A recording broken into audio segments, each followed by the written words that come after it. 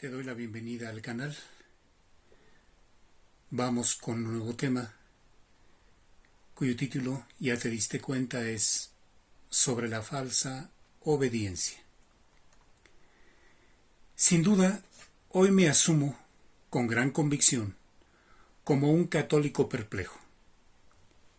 Perplejidad que fue creciendo de manera exponencial a fuerza de escuchar tantas ideas y de ver tantos actos tan oscuros, tan contradictorios, tan incoherentes, tan absurdos, tan estúpidos por parte del señor Bergoglio, dirigente de nuestra Iglesia Católica, así como de una gran cantidad de sacerdotes, obispos, cardenales y muchos feligreses. Aún así, me era muy difícil aceptar que todo esto fuera verdad. Sin embargo, pese a las tantas caídas que uno tiene a lo largo de nuestro caminar de creyentes, pero sin soltarnos de su mano, siempre Dios nos da luz para nuestro caminar en Él. En esta ocasión, me concedió conocer la misa tradicional, o la llamada misa tridentina, en las capillas de la Fraternidad Sacerdotal San Pío X. Dios mío, qué diferencia de misas. Y entonces Dios me permitió empezar a conocer la vida y el pensamiento del francés Monseñor Marcel Lefebvre.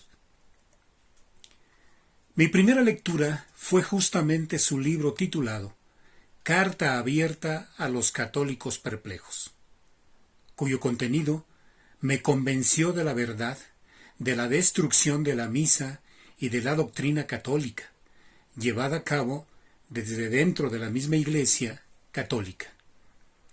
Todo el contenido del libro es una exposición muy clara de esta situación. Habiendo sido publicado en 1985, sorprende que varios apartados estén haciendo una descripción tan precisa de lo que pasa actualmente. Permítanme compartirles 3 partes del capítulo 18 titulado La verdadera obediencia de dicho libro. Dice Monseñor: porque durante el pontificado de Pablo VI se ha planteado un grave problema a la conciencia y a la fe de todos los católicos. ¿Cómo puede ser que un papa, verdaderamente sucesor de Pedro y asistido por el Espíritu Santo, esté a la cabeza de la destrucción de la Iglesia, la destrucción más profunda y más extensa de su historia, en el lapso de tan poco tiempo, algo que nunca logró hacer ningún hereje? Algún día habrá que dar respuesta a esta pregunta. Cierro cita. Considero que esta es tal cual la situación de quien es guía de la Iglesia Católica actualmente, el señor Bergoglio. Una respuesta pudiera ser que quizás no es papa. Ahora bien, ¿habrá que obedecer a todo lo que él diga, a todo lo que él sugiera? Creo que Monseñor Lefebvre nos da una respuesta clara a esta pregunta, basándose en lo expresado por San Vicente de Lérins en la primera mitad del siglo V.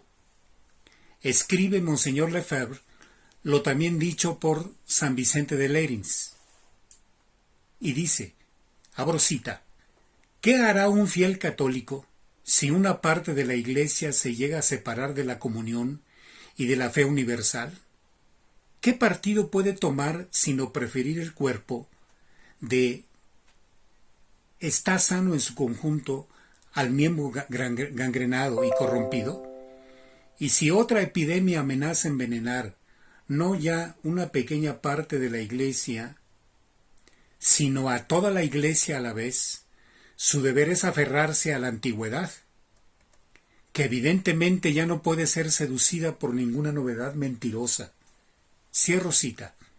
Monseñor Lefebvre remata esta idea diciendo que el mayor servicio que le podemos prestar a la Iglesia y al sucesor de Pedro es rechazar una iglesia reformada y liberal. Jesucristo, Hijo de Dios hecho hombre, ni es liberal ni puede ser reformado. Cierro cita. Hace aproximadamente 4 años, en el 2017, el señor Bergoglio, junto a la Iglesia Luterana, llevaron a cabo un acto conmemorativo de la Reforma Luterana, exaltando sobremanera lo hecho en su momento por Martín Lutero. Incluso se elaboró e instaló en el Vaticano un busto del mismo Lutero. ¿Cómo un católico debe entender esto? En su mismo libro, Monseñor Lefebvre nos sorprende más cuando nos dice que revisando la documentación católica del 3/7 de 1983, número 1085, páginas 696-697, encuentra que en documentos de la Comisión Mixta Católico-Luterana, oficialmente reconocida por el Vaticano II, está escrito lo siguiente. Abro cita. Entre las ideas del Concilio Vaticano, que se admiten ciertas opiniones de Lutero, por ejemplo, la descripción de la Iglesia como pueblo de Dios, idea maestra del nuevo Código de Derecho Canónico, idea democrática y no jerárquica, acentuación del sacerdocio de todos los bautizados, el compromiso en pro del derecho de la persona a la libertad en materia religiosa. Puede considerarse que hoy en día la teología y la práctica de la Iglesia satisfacen las otras exigencias que Lutero expresó en su tiempo: el uso de la lengua vernácula en la liturgia, la posibilidad de la comunión bajo las 2 especies y la renovación de la teología y la celebración de la Eucaristía. A todo esto, dice Monseñor Lefebvre, abro cita, ¡qué confesión tan clara! Satisfacer las exigencias de Lutero, que fue el enemigo resuelto de la misa y del Papa. Admitir lo que afirmó el blasfemo que decía: para mí, todos los prostíbulos, homicidios, robos y adulterios son menos malos que esa misa abominable. Cierro cita. Con esto, ¿habrá manera de escapar de la perplejidad? Prosigamos con la clara información que nos sigue dando Monseñor Lefebvre. Dice Monseñor, abro cita, a medida que van pasando los años, los católicos han visto cómo se transforman el fondo y la forma de las prácticas religiosas que los adultos habían conocido en la primera parte de su vida. En las iglesias se han ido retirando los altares y se han ido cambiando por una mesa que suele ser móvil y se puede poner a un lado. El sagrario no ocupa ya el lugar de honor y la mayoría de las veces se disimula poniéndolo sobre una columna, y si aún está en el centro, el sacerdote al decir la misa le da la espalda. El celebrante y los fieles se dan la cara y dialogan. Cualquier persona puede tocar los vasos sagrados, que se suelen reemplazar por canastas, bandejas y vasos de cerámica. La comunión, que ya se recibe en la mano, la dan los seglares y también las mujeres. Se trata del cuerpo de Cristo, sin reverencia, provocando las dudas sobre la realidad de la transubstanciación.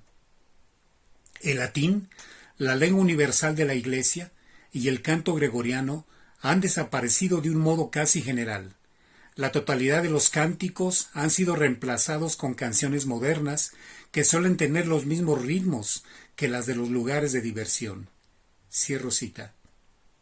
Sigue diciendo Monseñor Lefebvre que, abro cita, hay católicos divididos en el seno de una misma familia a causa de esa confusión que reina. Ya no van a la misma misa, ni leen los mismos libros. Hay sacerdotes que ya no saben qué hacer, u obedecen ciegamente lo que les imponen sus superiores, y en cierta manera pierden la fe de su infancia y su juventud, y renuncian a las promesas que hicieron al ordenarse y hacer el juramento antimodernista, o se resisten, pero teniendo la impresión de separarse del Papa, que es nuestro Padre y el Vicario de Cristo. En ambos casos, ¡qué desgarramiento! Muchos sacerdotes han muerto prematuramente de dolor. y cuántos otros se han visto obligados a abandonar las parroquias en las que habían ejercido su ministerio durante muchos años, al ser el blanco de una persecución abierta por parte de sus superiores y a pesar del apoyo de los fieles a quienes les privaban de su pastor. Recuerdo las conmovedoras palabras de despedida que uno de ellos le dijo a los fieles de sus dos parroquias. Les dijo, en su entrevista del día, el obispo me dio un ultimátum, o aceptar o rechazar la nueva religión. No había otra salida. De modo que para seguir siendo fiel al compromiso de mi sacerdocio y a la Iglesia eterna, me he visto obligado a retirarme contra mi voluntad. La simple honestidad y sobre todo mi honor sacerdotal que me obligan a ser leal precisamente en este tema de gravedad divina, la misa. Esta es la prueba de fidelidad y amor que tengo que darle a Dios y a los hombres, particularmente a vosotros, y de la que seré juzgado en el último día, aunque también se juzgará a todos los que han recibido este mismo depósito. Permítanme seguir con más información, igual de importante, que nos proporciona Monseñor Lefebvre. Sigue diciendo Monseñor. En la diócesis de Campos, en Brasil, la casi totalidad de los sacerdotes fueron expulsados de sus iglesias después de que se fuera Monseñor de Castro Mayer, por no haber querido abandonar la misa de siempre tal como la celebraban, o sea, la misa tridentina. La división afecta hasta las menores manifestaciones de piedad. En Val-de-Marne, Francia, el obispo hizo expulsar por la policía a 25 católicos que rezaban el rosario en una iglesia donde no tenían párroco desde hacía muchos años. En la diócesis de Metz, Francia, el obispo hizo intervenir al alcalde comunista para que suspendiera el préstamo de un local a un grupo de tradicionalistas. En Canadá, el tribunal condenó a 6 fieles por haberse obstinado en comulgar de rodillas. En ese país, la ley puede tratar esos asuntos. El obispo de Antigonish les había acusado de perturbar voluntariamente el orden y la dignidad de un oficio religioso. El juez puso en libertad bajo custodia durante 6 meses a los perturbadores. Que un obispo prohíba a los fieles que se arrodillen ante Dios.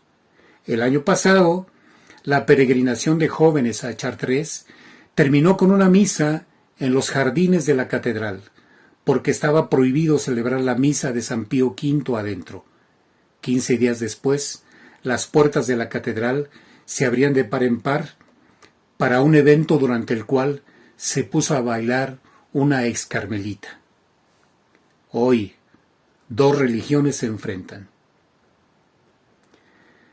Estamos en una situación dramática. No se puede dejar de elegir, pero esa elección no es entre obediencia y desobediencia, sino que lo que se nos propone, a lo que nos invitan expresamente y por lo que nos persiguen, es una obediencia aparente. El Santo Padre no puede pedirnos que abandonemos nuestra fe. Así que nuestra elección es la de conservar nuestra fe, sabiendo que no podemos equivocarnos si somos fieles a lo que la Iglesia ha enseñado durante 2000 años. La crisis es profunda, está muy bien organizada y dirigida a tal punto que realmente se puede pensar que su autor no es un hombre, sino el mismo demonio. Ahora bien, el demonio ha hecho algo magistral, haciendo desobedecer a los católicos en nombre de la obediencia. La autoridad, aunque fuera legítima, no puede mandar un acto reprensible y malo. Por todo esto, y muchísimo más, es que a todos los que somos católicos, si es que aspiramos a la salvación eterna, no nos está permitido una actitud de indiferencia, tampoco de tibieza, sino de entrega total, pues el premio es de un valor infinito.